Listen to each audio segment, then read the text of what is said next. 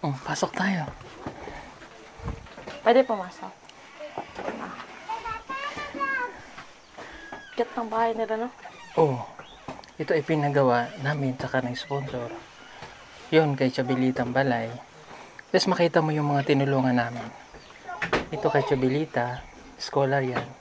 Kila Mads. Ito kay La Judy Antong Picas. Yun ang tatay ni Madeline. Tatay Rudy? Ano, kamusta? Okay lang po. Bakit inubang ka na? Halika nga. Bakit dami mo ng uban, Hindi ko po alam. Wala.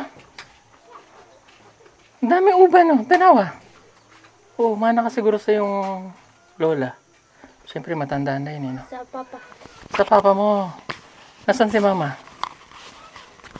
Paro. Nandiyan pa sa loob. Okay. Wala kayong pasok, Wala. Okay, kilala mo na? Anong pangalan niya? Ate Chris. Ano ba? Chris na. Chris out. Okay. Halika na. Pasok tayo. Halika. Dali, pasok tayo. Pugong biyahero, ang hero ng masa, ang hero ng masang Pilipino.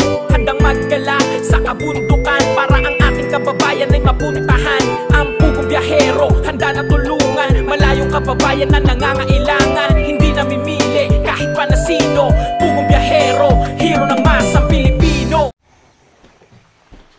Andiyan si mama? Ate Sad? Waro. Aningkod ka? Aningkod. Uy, si Ate Ruth to.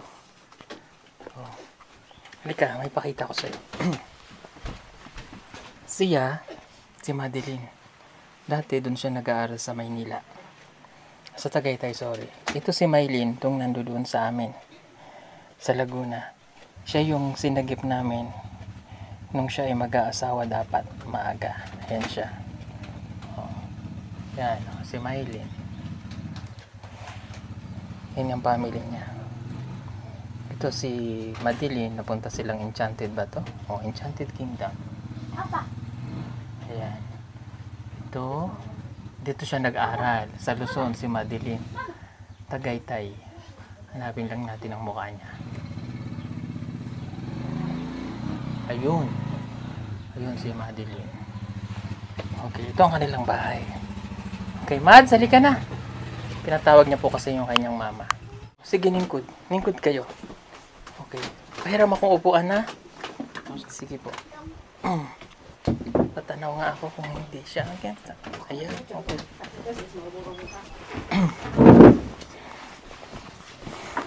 Okay. Alam niyo na kung bakit ako nandito? Okay. Anong nangyari? Although napanood ko, gustong ikaw magkwento. Anong ginawa? Anong nangyari sa'yo?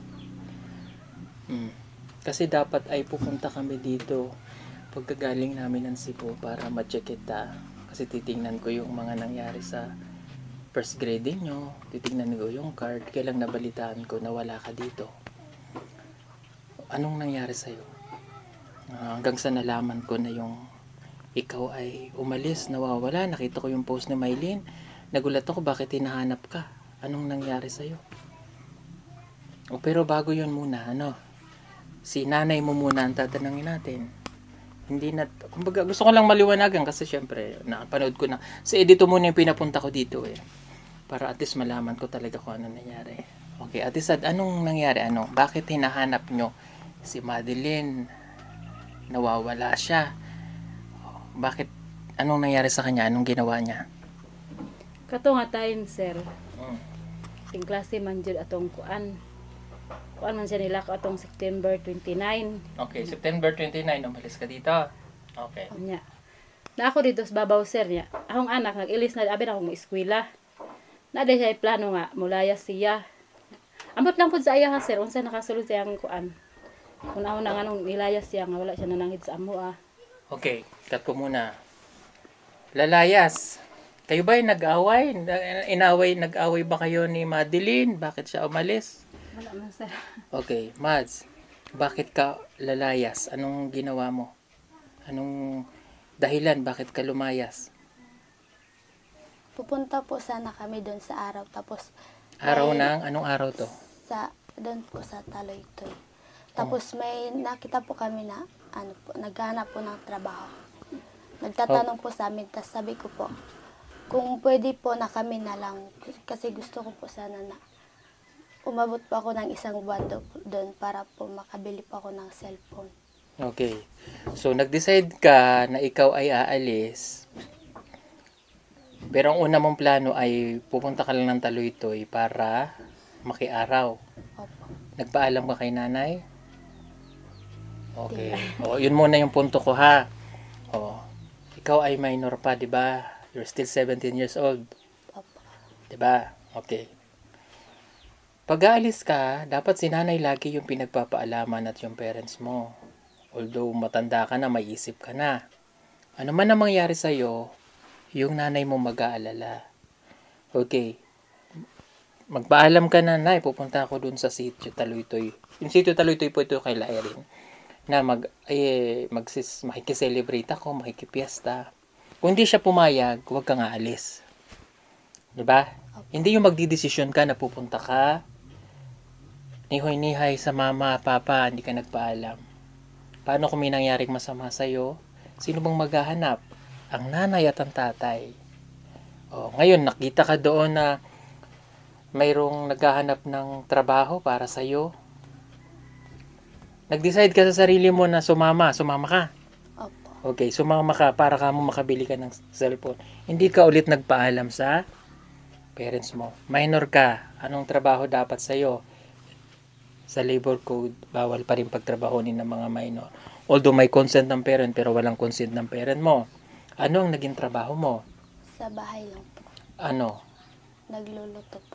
Nagluluto. 1 buwan ka mo. Hindi mo ba alam na ikaw ay nag-aaral? Alam po. O bakit aalis ka?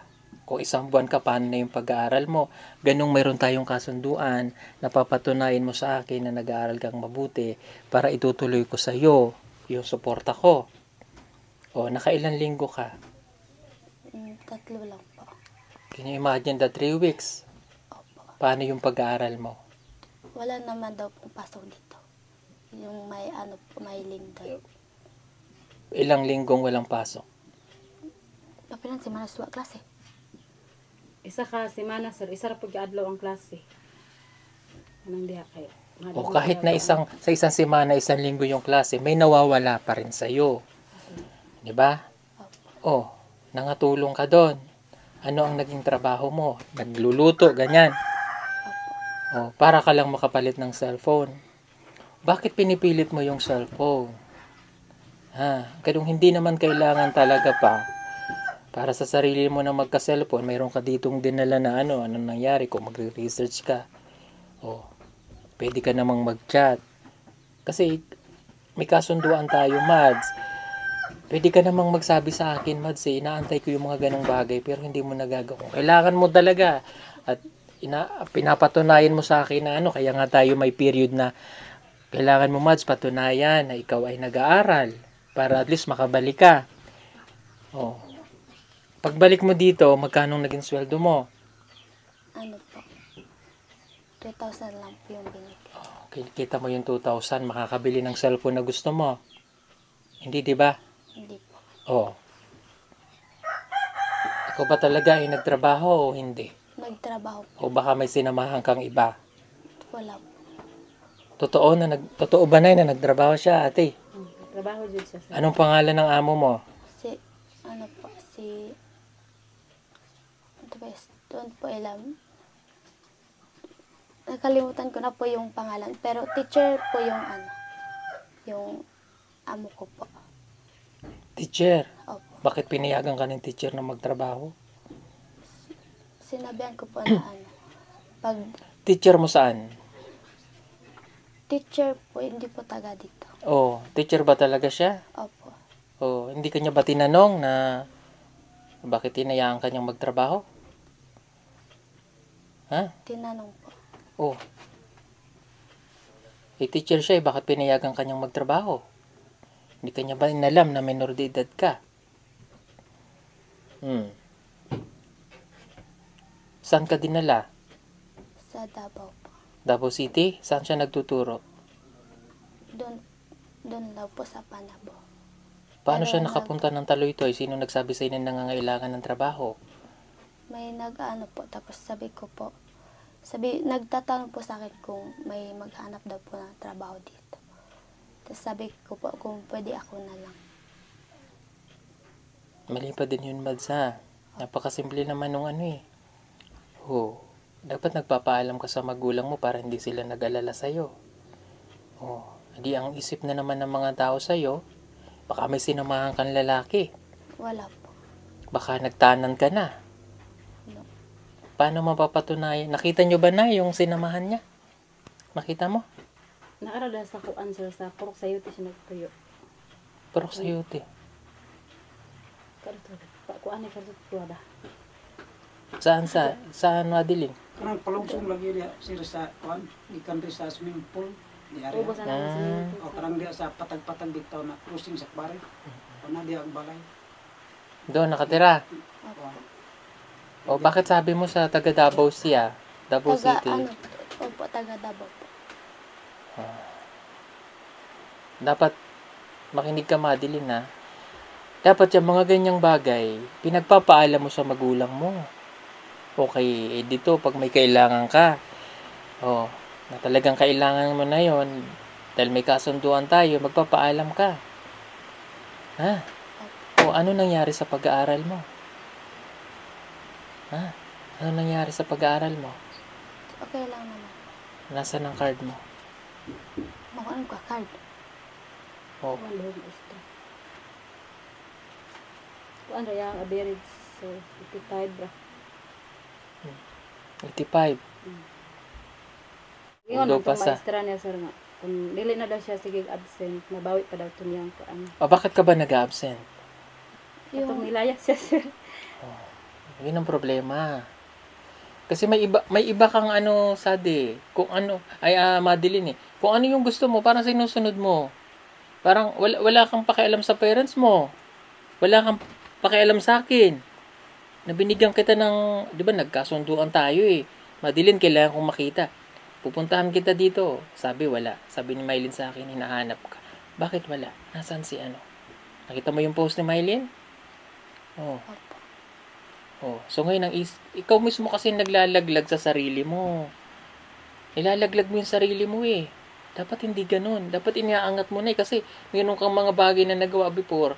Nasabi mo yung pinagsisihan mo. Kaso, nilalaglag mo naman ulit yung sarili mo.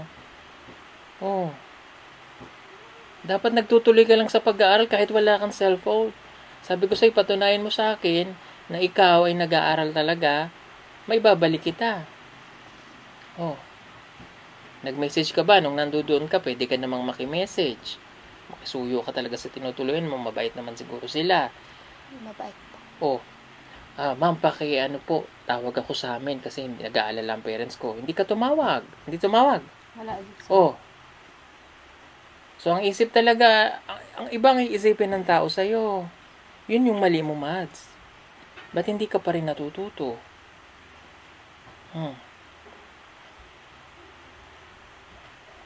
Sino nagdesisyon na bumalik ka dito? Ako lang po. O bakit kung hindi ka nagdesisyon, bakit nagdesisyon kang bumalik? Para po mag-aral po ako na. Ano sabi ng amo mo? Nung sabi na babalik ka? Sabi po, sinabihan ko po na gusto ko na pong Na gusto mo na umuwi? Lalaki to, babae? babae po. Okay. Dahil sa ginawa mo, Mads, hindi ko alam kung ano ang aking magiging desisyon sa ngayon, ha? Kasi, nagiging matigas ulo mo eh. Alam ba ni na Ate Ruth yan? Nagme-message ka sa kanila? Alam. Oh. Nag-message ka kasi may napanood ako kay Ate Ruth. Hindi ko muna pinanood kasi gusto kong manggaling sa iyo. Nagsabi ka sa kanila na ikaw umalis? Wala. Ano lang alam ni Ate Ruth? Sinabihan ko po na nagtatrabaho. Mali yun, Mads. Sana sinabi mo, Sir Paul, wala kaming pasok. Baka pwede ako dyan sa bahay nyo muna. O kung ano man. papayagan naman eh kung talagang ano eh. Kasi kailangan ko pong sayang yung ganito ba Mads, yung thinking na, ay Sir Paul, baka pwede kahit ako dyan sa bahay, maglinis-linis. Kasi sayang po yung 2 weeks, wala naman akong gagawin. Para lang po may ko. Katulad nung ginagawa ni Gerald. Sir Paul, wala kaming pasok. Baka pwedeng ganito, ganyan. Yung isang scholar na tinutulungan ko. Ganun. Pero kaya lang, nagkataon na nasa Maynila kami. Kaya hindi ko siya napapunta. Pero every time nagagan. Yung pang ganun, Madeline, kasi mayroon akong iniisip sa'yo na kailangan mong gawin eh. Yung hindi ganito, nagiging masama na naman yung tingin sa'yo. Kasi nagdidesisyon ka ng sarili para sa'yo. Gumagawa ka ng mga bagay na hindi nalalaman ng parents mo. Dapat ang parents mo ang unang nakakaalam. Kaya ang isip ng tao ngayon, nagiging madumi na naman. Tingnan mo, hindi ko alam kung na-stress siya. Dami niya ng uban. Bata pa.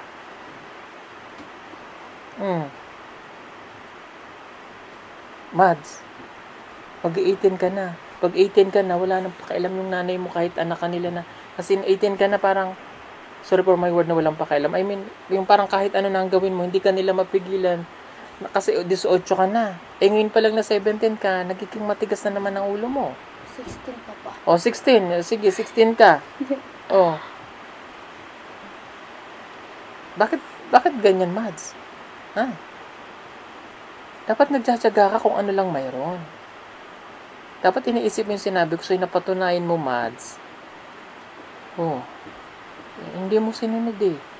Alam mo na nangyari sa pinsan mo. Pininita. Binitawan ko. Ikaw na binigyan kita ng chance. Anong ginagawa mo? Huwag ganun, ha?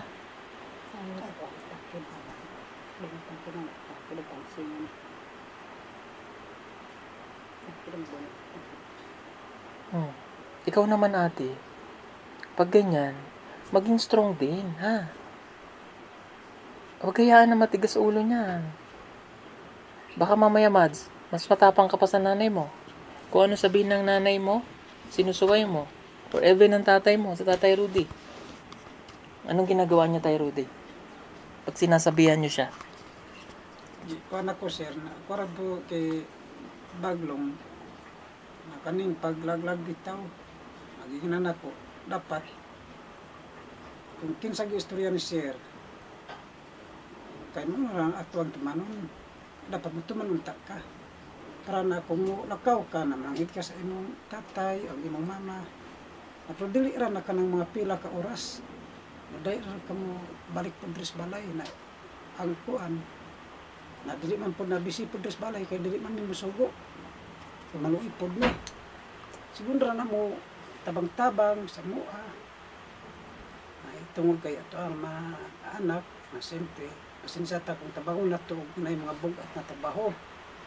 Naman, wag iina kung anak na, ang imong trabaho, kung lay klase, dili ra kas balay, Tama. Dapat dito ka lang. Hindi yung... ang imong mga manghod na ito ang makaalalay ko sa akong manghod. Kaya naman may trabaho sa uma. Gamay ra na trabaho. Timanda ka sa imong mga manghod. Pagkaon ra. Kung ang ginawa mo, nag-chat ka, okay, napunta kay Edito. Si Edito naman pag sinabi yun, pagsasabi sa akin yun. Sana ganun ang ginawa mo. Ngayon, paano ka na ulit namin paniniwalaan? Gumagawa ka ng mga desisyon mo na hindi tama.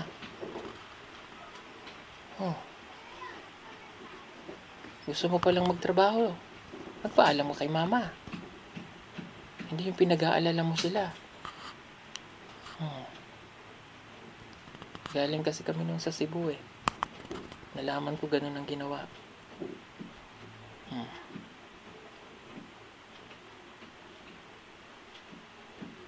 Anong ginawa niyan pagbalik dito? Wala, sir. May Kailangan siya. binigay sa yung pera. Na Pila? Kuan ra sir, 500. o 500. O nasan yung 1.5? Ihatag daw siya ang amo.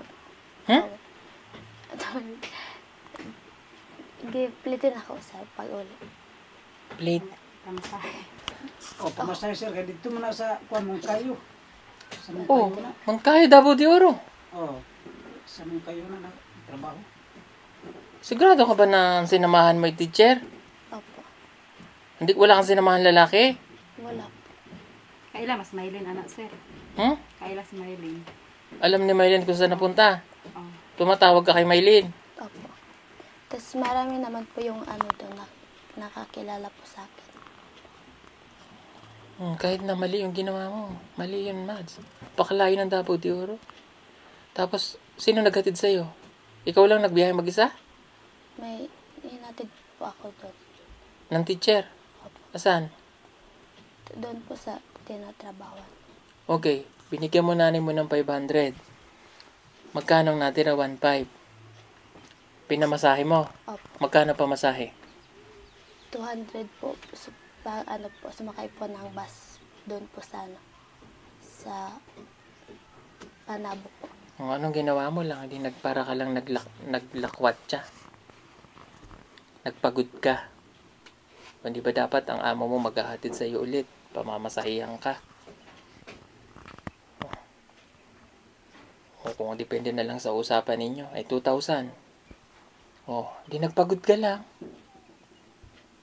O, 500 ibigay mo kay mama mo. Although may kinita ka. Hindi naman natin kinu-question kasi gusto mong makatulong eh. Kaya lang, yung pinupoint natin doon, Mads, wag ganun, ha? Opo. O di sana doon ka na lang sa balay. Nagsabi ka. Mahihiya po. Oh, ano nung gusto mo? Yung pinag-uusapan ka na mali yung ginawa mo o nahihiya ka lang magsabi? Na sana'y sinubukan mo?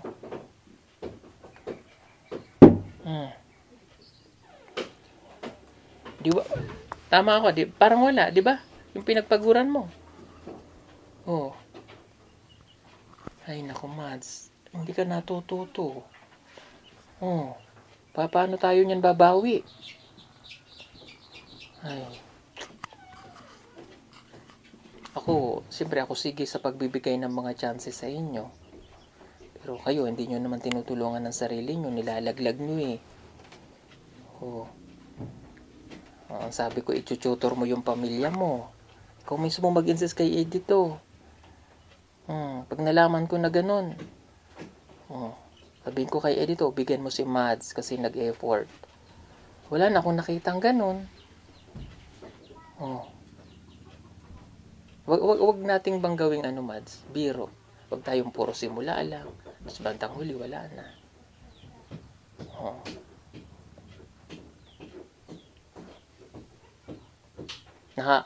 Alam mo yung ako napapagod din ako magbigay ng chances. Binibigyan kayo ng chance, so sana ano yun, although ginawa mo yung bagay na yun para makatulong sa family mo, siguro may or nais mong makabili ka ng cellphone, kaya lang hindi naging advance yung isip mo na tika may mag-aalala sa akin, tika magkano ba yung kikitain ko dun, tika na parang nagpapagod lang naman ako. Huwag mo inilalaglag yung sarili mo, Mads.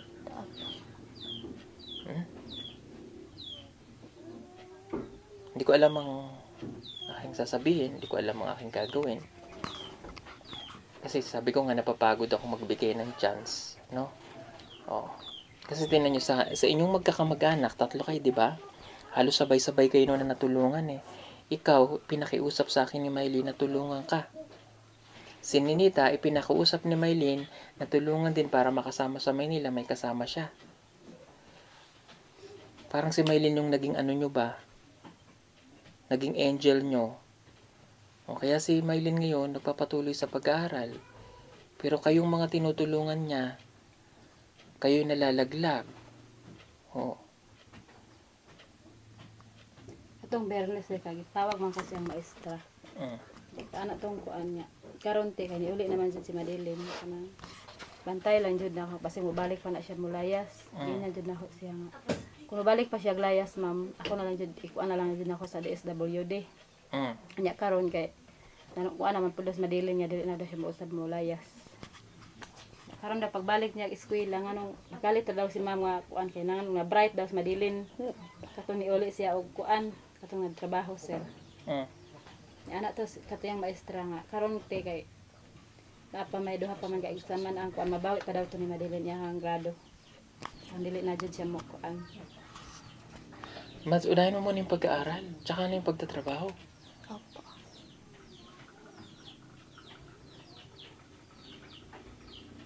Mayo kay Di ba, uli yung- na sir kay tapas pa siya atong exam. Ito bang teacher na kumuha sa'yo, tinanong ka ba kung nagpaalam ka sa parents mo? Kung may consent ba? Alam din dapat. Minsan mali din naman yung mga ganon. Tingnan nyo din naman. May mga parents na nag-aalala.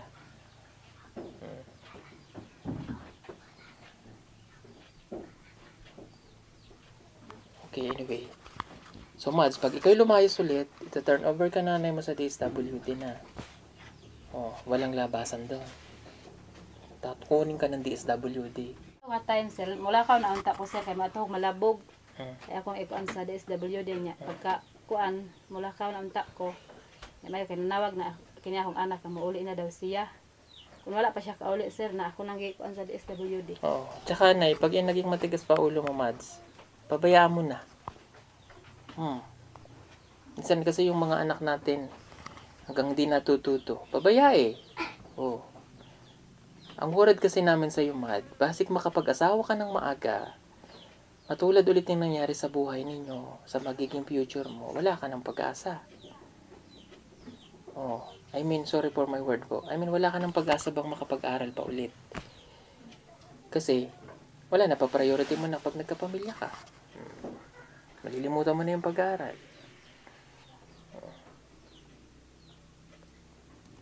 Ako, hindi ko pa alam ang gagawin ko sa'yo, Mads. Gawat nandun na tayo sa portion na malapit na ako eh. At ko titingnan ko kung ano nangyari kay Madeline sa pag-aaral niya. Pag okay na to, itutuloy ko na ulit ang pagsuporta. Babalik na tayo dun sa dati kasi nag-matured ka, nag-okay ka na. Kaso, gumawa ka na naman ng di maganda. Yun yung problema, Mads.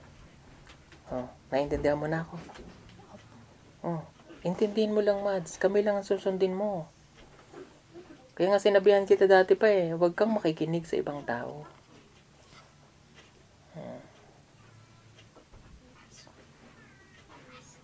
Eh, desisyon mo na yun. Kung halimbawa lalayas ka ulit, papaano ka? Oh, yun din dapat iniisip mo, Mads.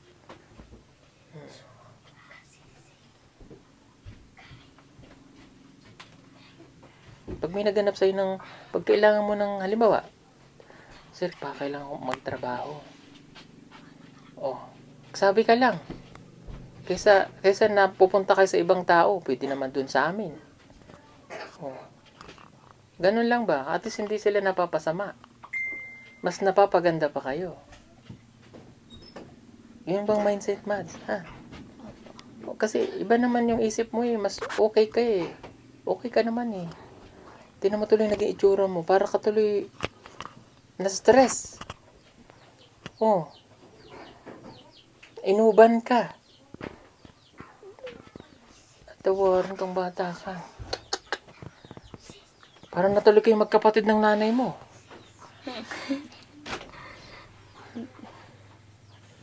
Oh. Parang mas maganda pa nga ngayon yung nanay mo sa'yo. Ano ba yan? Joke lang naman. Biro ko lang yun sa'yo. Para at least mag-sink in ba sa'yo, Mads? Na lahat na sinasabi namin para sa'yo, ha? Opo. Oh. Huwag ka na lalayas. Pag lumayas ka pa ulit, sabi ni nanay mo, turn over ka sa DSWD. Gusto mo yon? Hindi po. Oh. Eh na may nanay ka naman pero nasa DSWD yung anak.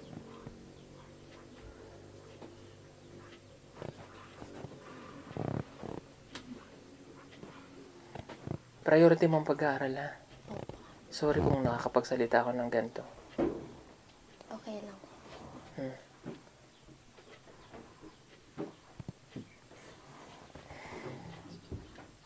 O siya, sige po mga kabayan, pasensya na kayo sa mga nabitawan kong salita. Ha? O, tinan mo si Chris na, kung maibabalik niya lahat, gusto niyang mag-aral ulit. Priority niya ang pamilya niya, matulungan. Alam mo kung saan siya nakatira? Doon sa Damilag. Nandun ang parents niya. Katutubo hindi. Hindi po. Hindi? Bakit mo nasabing hindi? Bakit mo nasabing hindi? Kasi po maganda po. Maganda. Opo.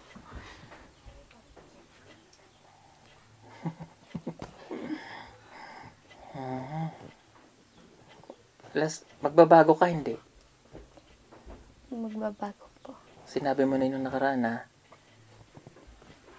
Di ba sabi ko bibigyan kita ng huling chance? Kaya ngayon, blanco pa ang utak ko. Sige mga kababayan, salamat po sa inyo ha. Kami po ay haalis na. Okay? Ikaw na ang bahalang magdesisyon sa buhay mo, Mads ha? Sundin mo yung parents mo ha? Opo. Walang ibang mag-aano sa'yo. Titingnan ko kung anong gagawin namin sa'yo. Kung maon yung badili kay sa karon yung na kay kamulog yata sa pait yun ang kinabuhi yung ganikanan uma so gusto di ka pagabot sa panahon ng anak manganday ka ba manganday kang gusto ko makaadtog na lugar gusto ko makatrabaho tarong taga magkuhan ka ba na kay goal sa imong kinabuhi na kay gusto ka buton gusto ko makapalit na ni butanga so maningkamot ka dire ka magpundo maminyo ka di makakapalit ang mga butanga so maningkamot kasi mo kaugalingon makahuman kag eskwela so muna kay trabahong tarong makapalit ka kung sa gusto nimo kaadto kag asa ka mo adto so dili lang kay taman ra diri malipotlo nimo ang kalisod ba sa inyong ang naanda na daan pa sa una. Na gusto ni Sir Paul nga mabag-o ang inyong kinabuhi. Na gusto ni Sir Paul sa inyo tanan diri nga mausab inyong kinabuhi. Kay kabalo si Sir Paul nga pait lisod jud. Kinahanglan ikaw may pag-asa, ikaw may high school naman ka, kung maningkamot ka. Dili ka magpadala ng istorya sa uban nga maagdi-agdi sa imong mga barkada, dapat na kayo nauna nga imong kaugalingon ba. Tagaan mo pangandoy yung ginabuhi, mangandoy ka, maor na imong nauna. Himuon mo inspirasyon ng kalisod nga maningkamot di ko kay di ko gusto nga mag-uma, di ko gusto nga magpait ko pag-abot sa panahon. Mo na imong nauna. Kasi parang hindi nyo pa naintindihan na yung PPT mo. Sorry, masasabi ko to ha. Parang hindi nyo ba naintindihan na kaya kayo naririto sa village na to dahil sa amin. Na wala kami ibang ginusto kundi matulungan kayo. So wag nyo na kaming bigyan ng kwan ba. Nakapagod kayo magbigay ng chances. Yun lang. Ang itanging isipin, sino ba ang tumulong sa amin? Bakit hindi namin sa sinusunod?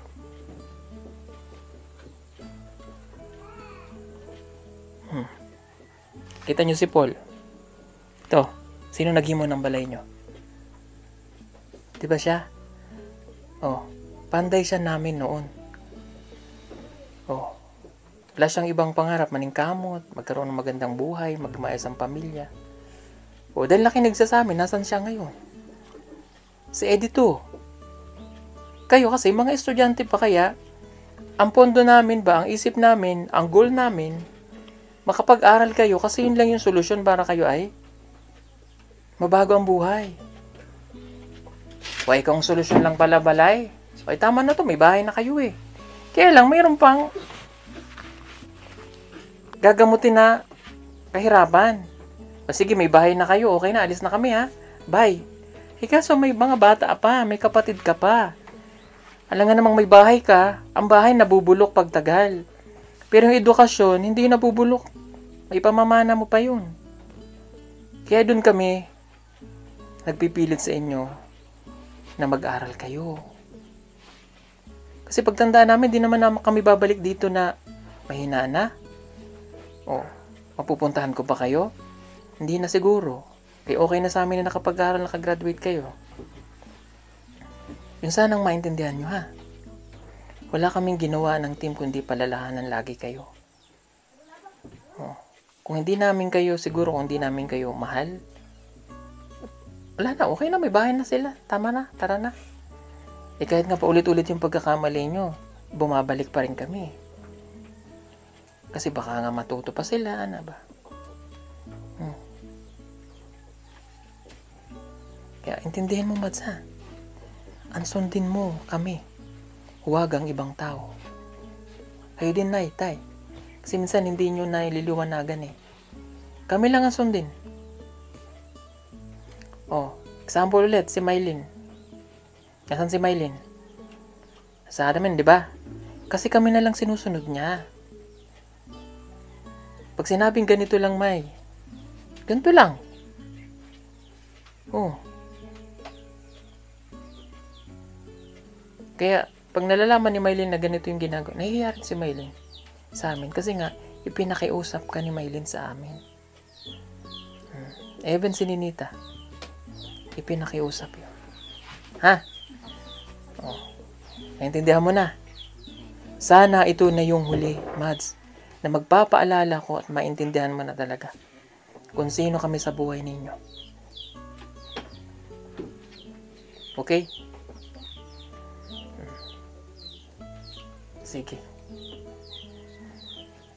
Mag-aral na mabuti. Titingnan ko ang card. Sige po. Salamat. Pasensya na kayo, ha? Ako ang nagsasalita nito para sa inyo. Ha? Pasensya na kayo. At sa mga kababayan po natin, pasensya na. Kung ganun ako magsalita. Ha? Sana naintindihan nyo, ha? Okay.